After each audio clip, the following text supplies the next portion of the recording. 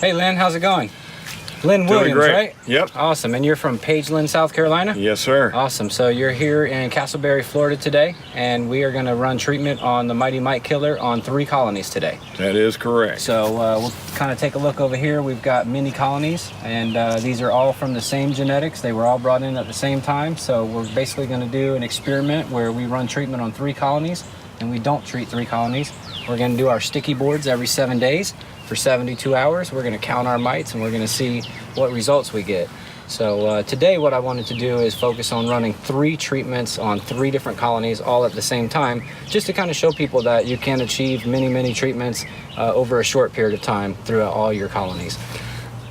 And we actually have beekeepers that do that with up to 30 colonies with 1 unit. And I have one beekeeper in upstate New York that's got 100 colonies. He only has 2 units. And they've become very efficient at the process. And the gentleman in New York, upstate New York, actually him and his partner got to where they're doing 5 to 6 treatments a day. And with good weather, 15 to 18 days, 3 times a year, they have terminated the varroa mite in their hives. Wow. And because it's all organic, they're seeing triple or more honey production. It's simply because I myself and many beekeepers don't believe in using pesticides. And with pesticides, you actually, bees can become anemic and sick from the chemicals. And the varroa mites are actually evolving to where the pesticides have very little effect on them. So it's going to be an exciting day. Awesome. Well, hopefully we'll do a good job shooting the video so people can see how this works, how to go along, and possibly use it as sort of like an educational tool for whenever they want to do the treatment with their unit. Excellent. Awesome. Excellent. Okay, cool. So we'll let everybody watch along as we do this. Okay, the next step is you take an existing super or even an empty super.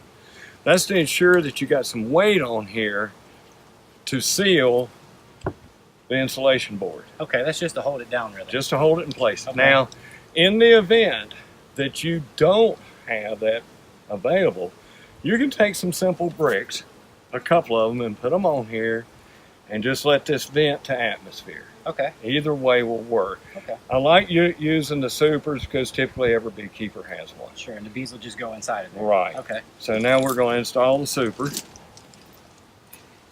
And so if you had honey in here, just to clarify, say this is full or mostly full or partially full of honey or nectar, it's safe to put that on there. It's not going to hurt anything. Absolutely safe. Okay. Your wax actually softens at 123 degrees. Okay. It melts at 142 to 144. We're only experiencing 106 degrees, and that's primarily in the hive body. Right. In testing, what we've seen vented up through here was 80 degrees, 80 to 85 degrees, because we're moving air. We're not in a static condition like an oven. Right. We're drawing air in from the outside, venting it out the top of the hive. Okay.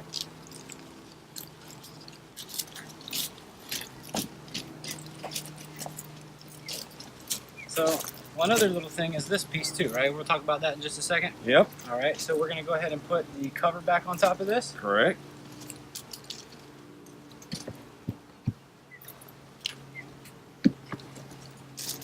All right. And then we're ready to slide this in.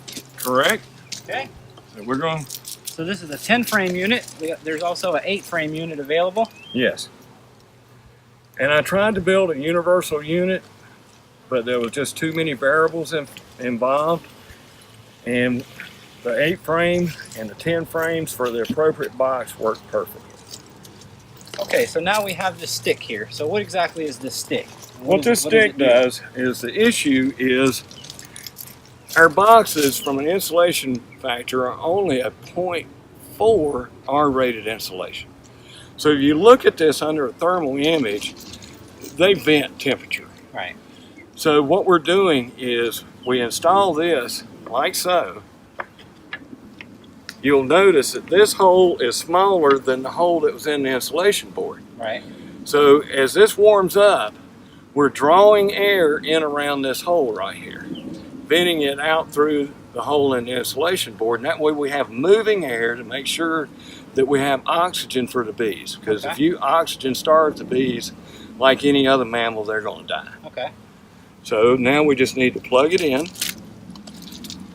Now this hive is slightly different because we don't have the end pieces on here. Okay. So I always recommend that you keep some carpet tape handy and you tape the ends, because it probably won't have a factor here with this hive, but on real strong hives, they will actually push this stick out. All right, so here's a couple pieces of tape. We're going to tape down this board, the entrance blocker. And that's just because the bees are capable of moving it out of the way, really, right? They are capable of pushing it out. Okay, so we're just going to secure that in place, and we'll set this aside. And then, so next, what are we going to do with the sensor? Okay, the next thing we're going to do is install the sensor. It has a guided slot so that you just rotate it in the other coupler section. Okay.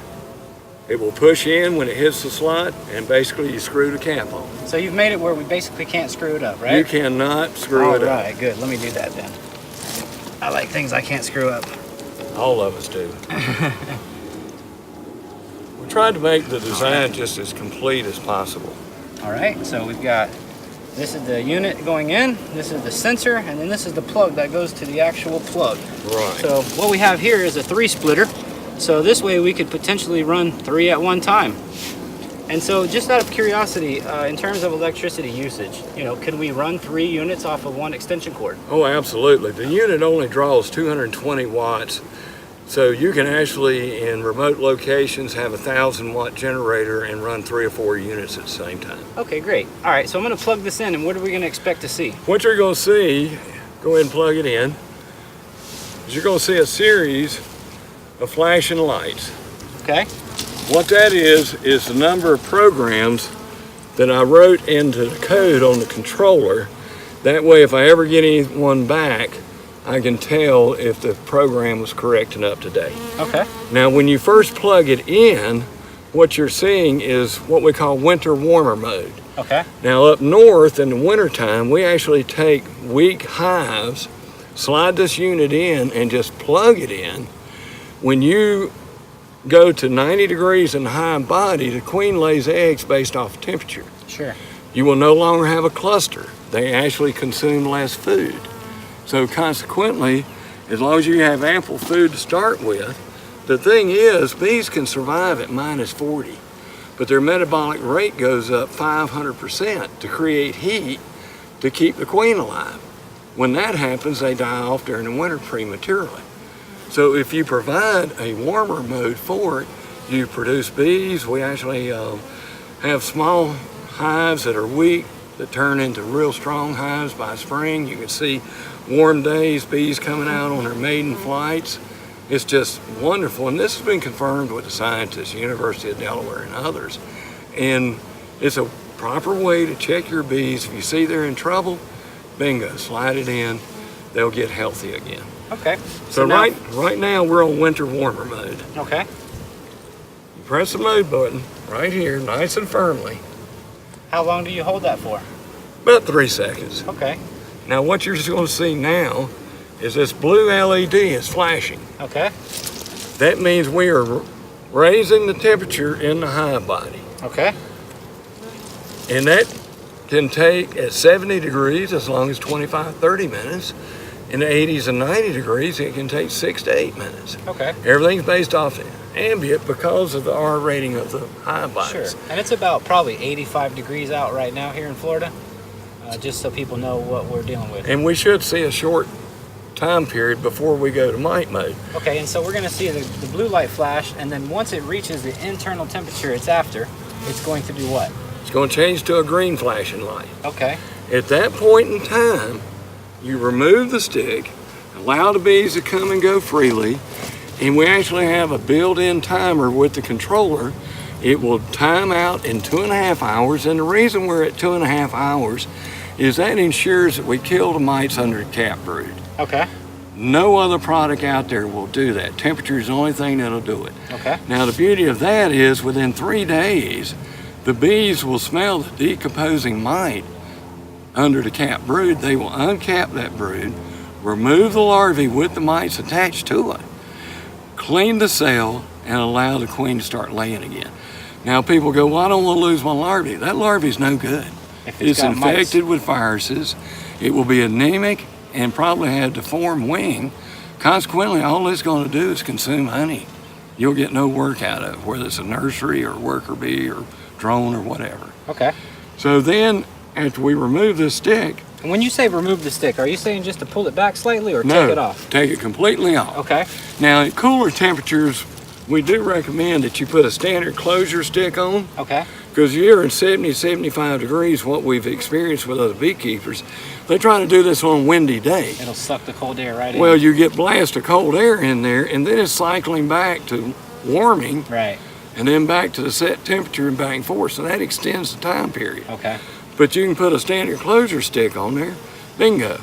It'll hold that set temperature, it'll time out, and then you're completely done. Okay, great. So what we're going to do now basically is just set these other 2 colonies up. So we have the treatment running on all 3. So we'll go ahead and do that, and let everybody watch along as we do that. Now, one warning. Sure. You got to practice due diligence about this green light. Okay. Because if you go off and the bees accidentally clog this hole right here, you cut off the oxygen and you can kill the bees in a hive. Okay, so this isn't like a set it and walk away type of thing. This is No. maybe like a keep an eye on it type of situation. Okay. I recommend beekeepers, get a glass of tea and pull up a chair. Yeah, there's nothing wrong with sitting there watching your girls, right? That's right. That's what we got into this for in the That's first why place. we enjoy it so much. Cool. All Awesome. righty. Great. All right, so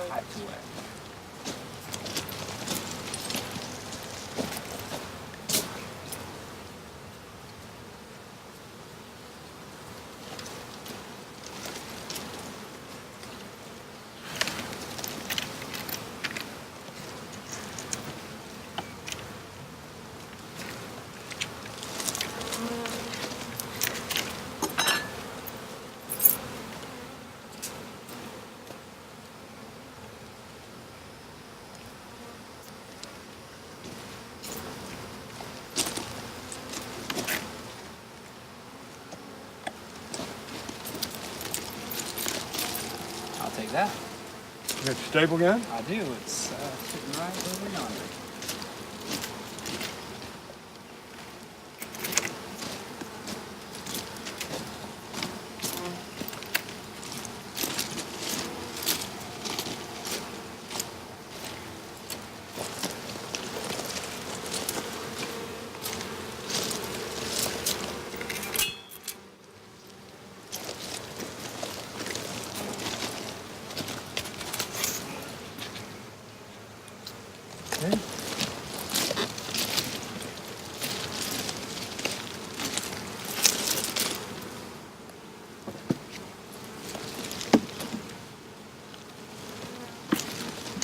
This is really easy peasy when you're not talking.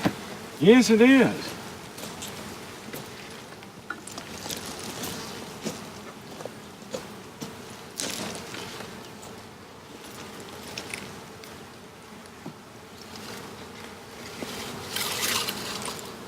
See the center?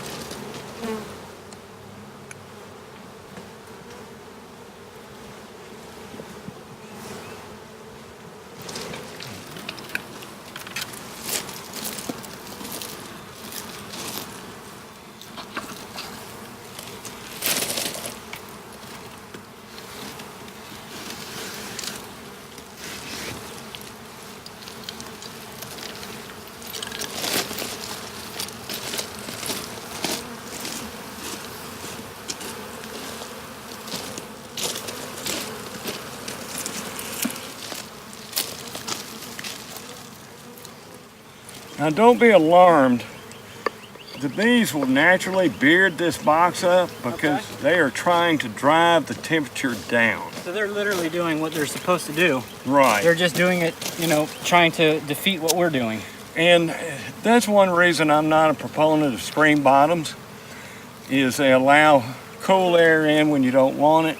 The bees will control this temperature, I mean, right to within half a degree of 94.5 in the hive body.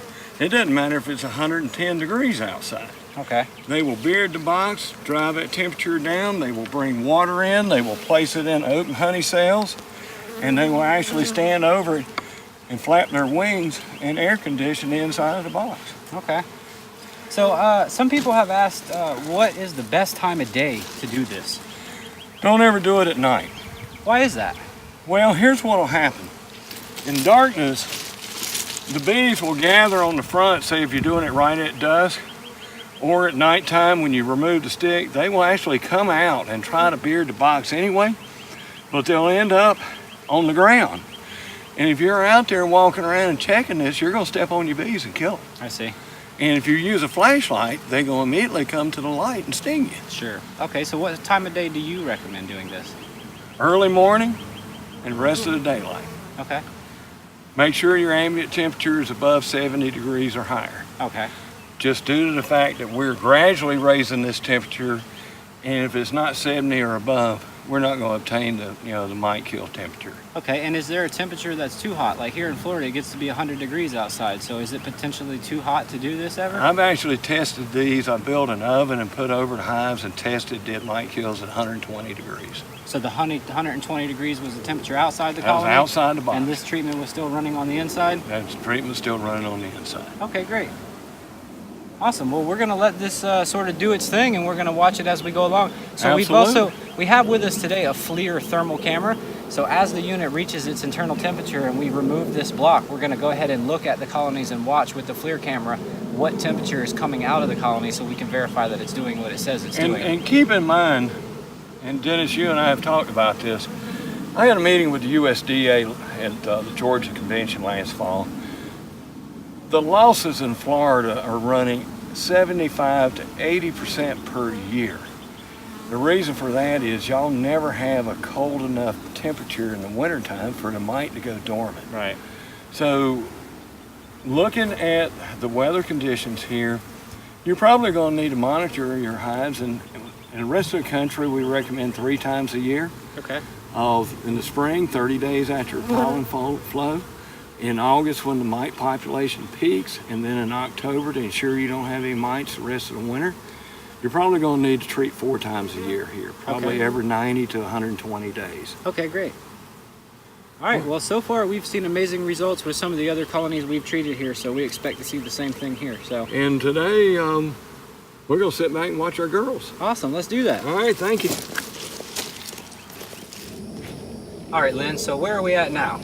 Well, right now, the temperature's approaching the mite kill point, which the blue flashing light will go off, the green flashing light will come on, and at that point in time, the special closure stick that we furnish with every kit, you have to practice due diligence. You need to grab a chair and watch your bees. You remove that stick and allow the bees to come and go freely. Okay. And the controller is accurate enough that it will maintain that mite kill temperature of 106 degrees for 2.5 hours and automatically shut down. Wait about 15 minutes after that, you can slide the unit out and then actually count the dead mites and hive beetles on the white aluminum plate. Okay. And that'll give you an indication as far as, how many mites are in your hive. And then, like we've done in testing, is we install sticky boards and monitor them, a 72-hour count, sometimes 3 days later, and always get a 6-day count. Okay. We've seen counts as high as 1,200, 1,500 on an initial kill. Wow. Which probably saved that hive, and then another fallout of 1,000 in 6 days.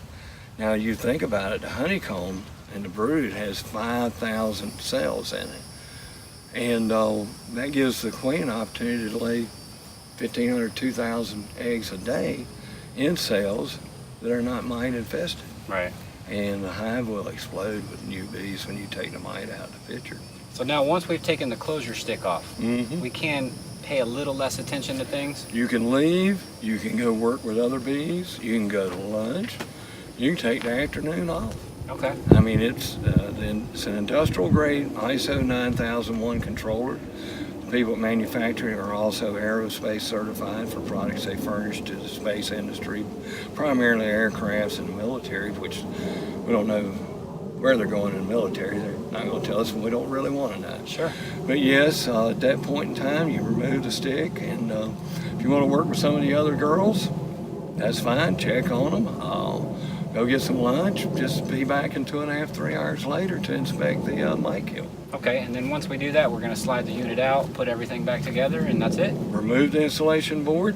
A lot of beekeepers, especially people who only have 3 to 5 hives, will purchase extra sensors so that they only put it in one time.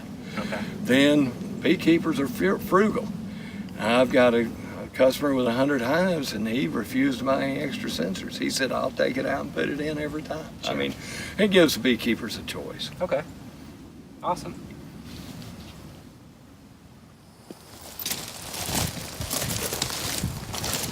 This one's got a green light on. And we are at the temperature. Green light. And green light. Okay. So they're all doing what they're supposed to be doing. So we're going to remove the closure sticks. I'm going to give you the honor, Dennis. Okay.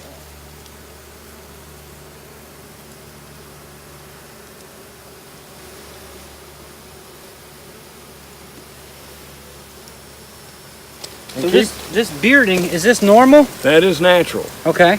The bees are actually trying to drive the temperature down. Now the beauty of it is internally, they actually turn this into a convection oven.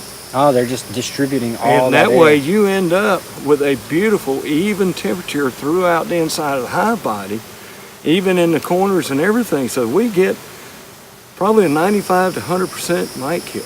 Wow, amazing. All right, so we're going to go ahead and remove the closure sticks now so the bees can breathe and do what they need to do and come and go freely. And then pretty much from here, it's just going to be letting to the end of the treatment, right? Yeah, and we're going to go have lunch. Awesome. I like the sound of that. I like to eat. Me too.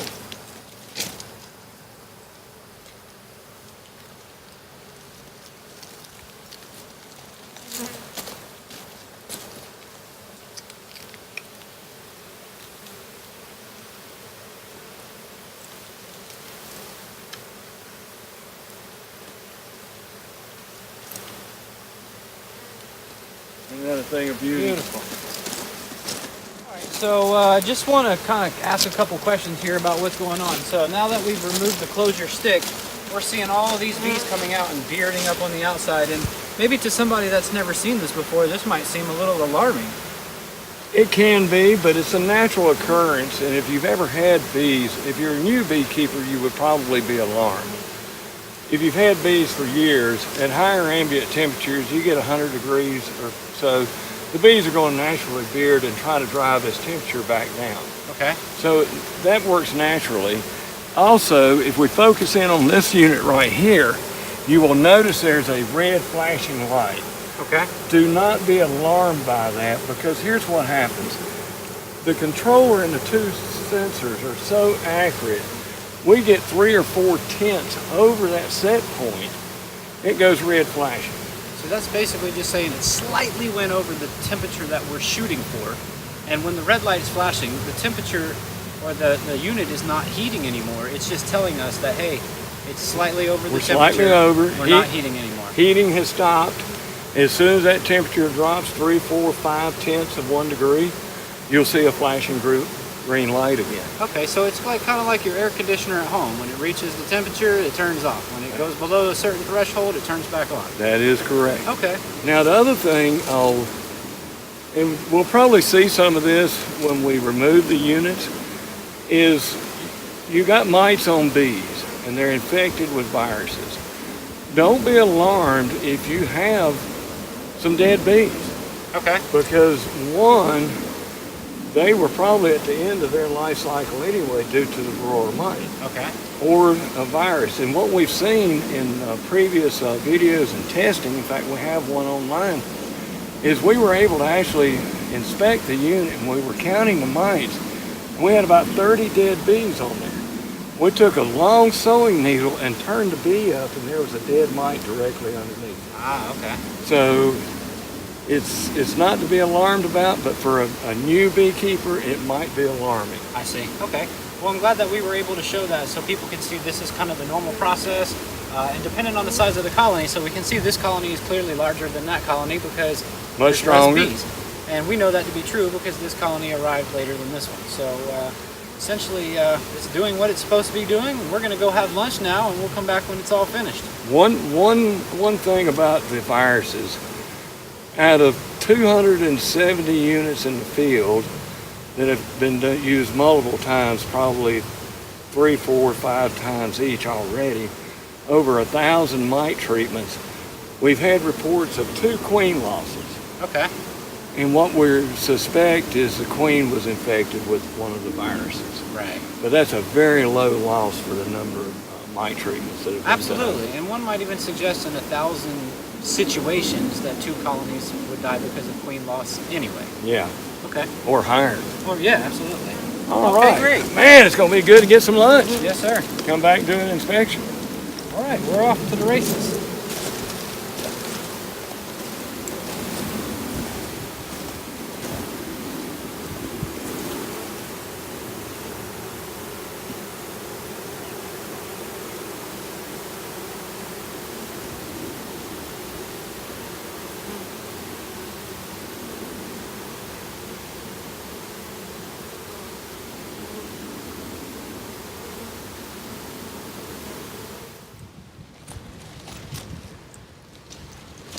So this thermal camera shows the temperature live. So you can see here it's showing 105, 106, 107, 109. So that's the temperature that's coming out of the colony. 106, 107, 105. So that's exactly what we want to see, is the temperature that's coming out of the hive. That's the bees basically trying to pull the temperature down. So they're pulling cooler air in and pushing hotter air out. And so here we see the hot air leaving out of the colony expected to be 106, 107.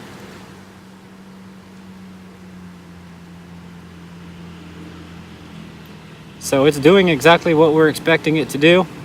The bees are doing what they're supposed to be doing. And the mites are all dying. Which is what they're supposed to be doing, dying. So anyway, this is just some evidence that shows this thing is doing what it says it's going to do.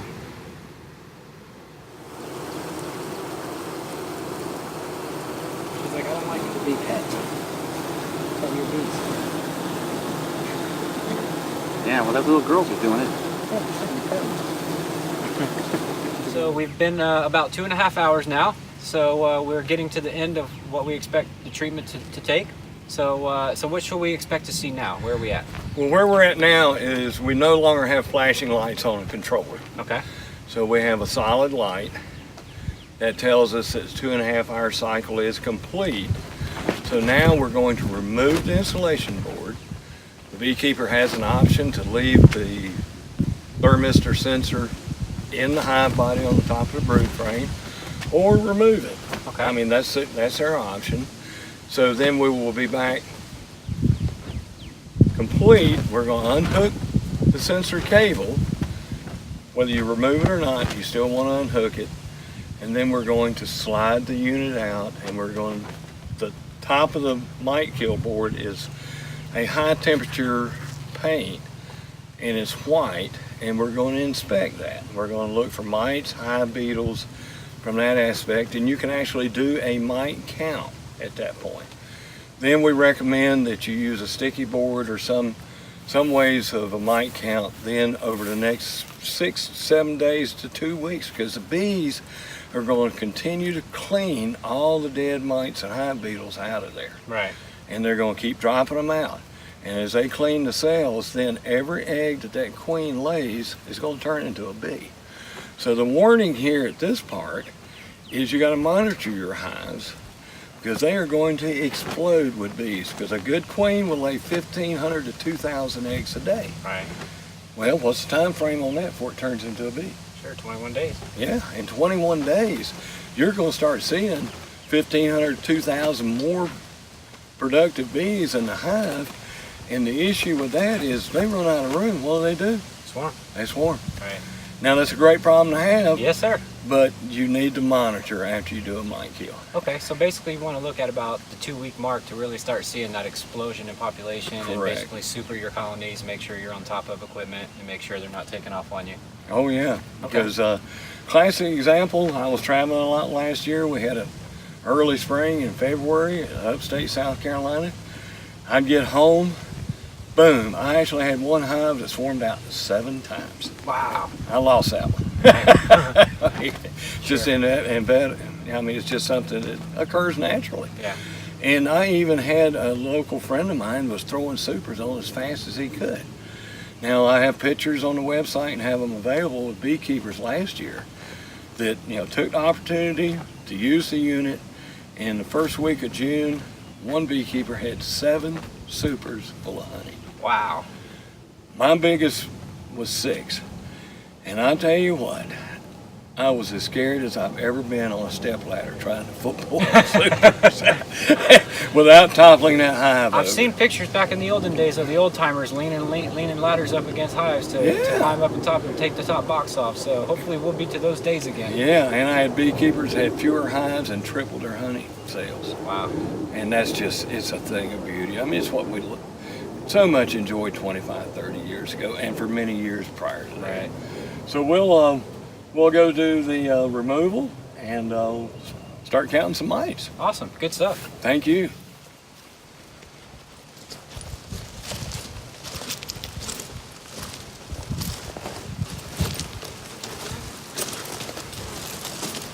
All right, so first up, we're going to go ahead and undo the sensor, or we should unplug it first, I'm guessing.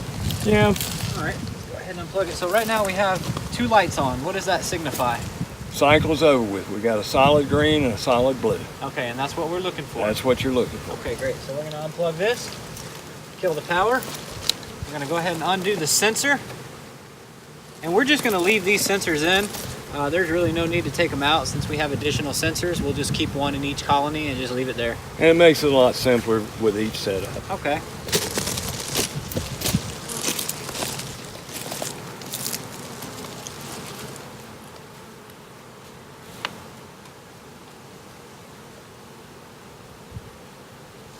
Now, if you'll raise up the super, I'll slide the insulation sheet out. Oh, I'm sorry. We're going to actually not use the super because we're not quite ready for it yet. Okay.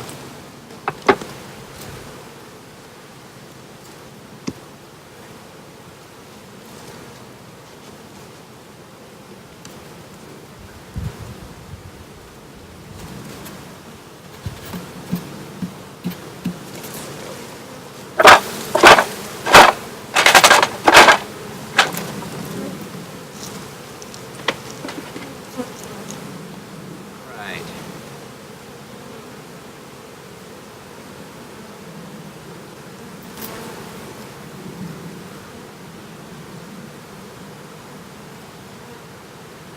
Be gentle with our babies.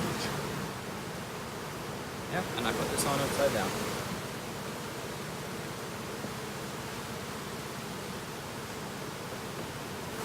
Beautiful.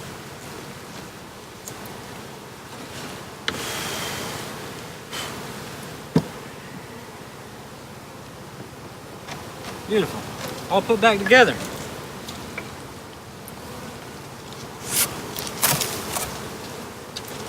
Just like that. Easy Just peasy. like that. So we'll go along and do the next one.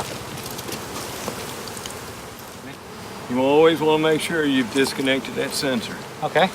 because we have started furnishing longer cables just in case somebody makes this mistake. If you leave it hooked up in the earlier versions, you get about 3/4 of the way out and it's like, oops, it won't come all the way out. Ah, I see. And you can agitate the bees that way. We want to stay calm and work slow with our bees, and Okay. they won't get agitated. So we're just gonna slide it out nice and easy. Yep. And we're going to take this back over and take a count of what's on the board to look at, right? Yep. All right.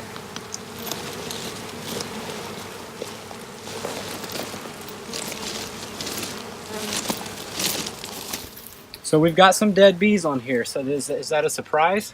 No, typically what you're going to find is, and for the size of the hives, this is a small number of bees that have died.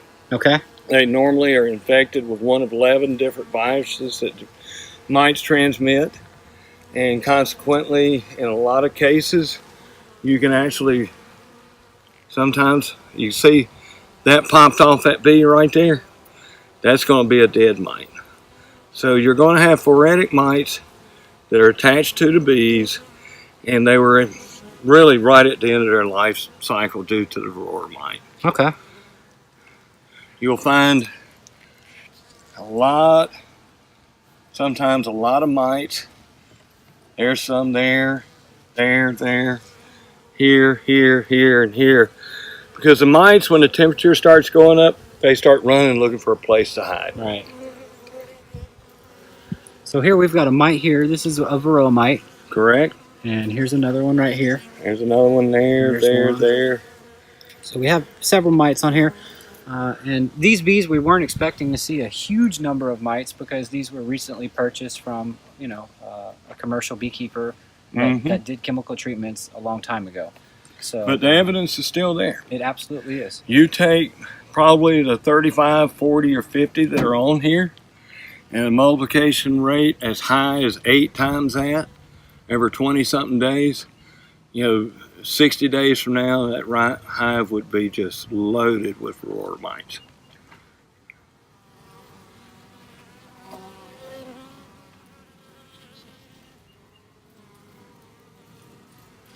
But this hive right here is good to go until August. Really? Yep. Okay. They'll still pick up a few pollinating, but if you read the studies, 80% of the mites that you find on alcohol and sugar roll washes are phoretic mites, and they just live off the bee until both of them die. Or the mite will hop to another bee. Right. The brood frame is where you have to terminate the mites.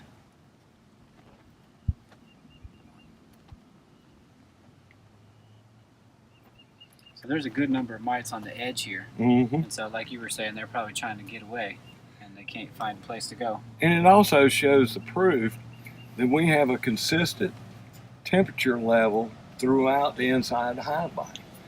If that was not the case, we'd have nothing along the edges, and you'd only see a concentration probably in the center if that was where the temperature mite kill was at. But because you're seeing it throughout the entire board, even under the front flapper, we get everything in that hive body.